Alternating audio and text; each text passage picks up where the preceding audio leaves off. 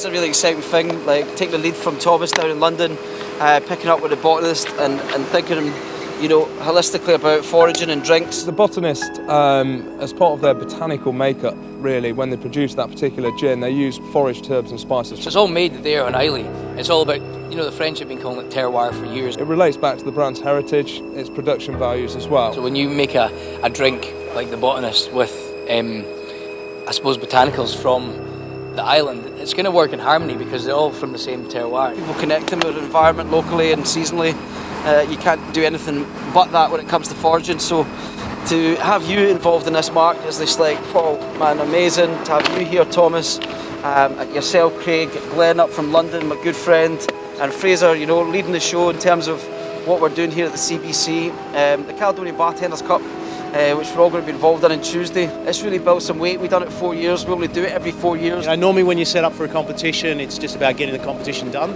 But this competition itself is really, you know, it's left of centre, which I guess is a bit like what Glasgow in Scotland is as well, you know. 34 bartenders from all over. We've got Amsterdam, London, Manchester, Leeds, Birmingham, Newcastle, Aberdeen, Edinburgh. Foraging for me is more than just getting nice ingredients. You know, it's like it's the ultimate connection between what we eat or drink, place, and nature. You know, and it's a lovely feeling to be out somewhere and just taste the landscape around you. You know, and it's just another way of interacting. We use our eyes and our ears and smell things all the time, but how often do we actually taste the landscape as we move through it? So to me, foraging is about that kind of connection with the kind of places that we're in. Today is really to try and get a nice selection of local produce. So we've spent, you know, a good 2 or 3 hours now walking through the woods, walking by the river, trying to find a variety of different ingredients, a lot of ingredients as well that I've never come across or ever tasted or ever seen, which is part of the excitement. You know, the foraging element to it is all about being experimental, not knowing what you're going to find, you know, being able to play around with ingredients or try to look at ways to utilise ingredients that you wouldn't normally necessarily use within a bar environment, so that's quite exciting. So, you know, all of these sort of seasonal and regional flavours all work incredibly well with the Botanist.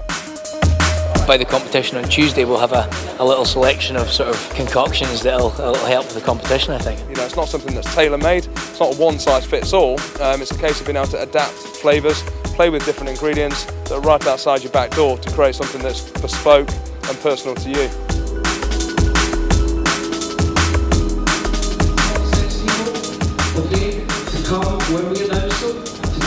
So the guys that get through to the second part will be given this mystery box which has tinctures, syrups, you know, roughly about 10 or 12 of these, so that when the competitors themselves can sort of go into the next part of the competition, they're given this box and all of a sudden they have this to mix with that. And you know, if we do spruce, they've got a grapefruit flavour to mix with the gin. But the main thing is, you know, that it works with the Botanist.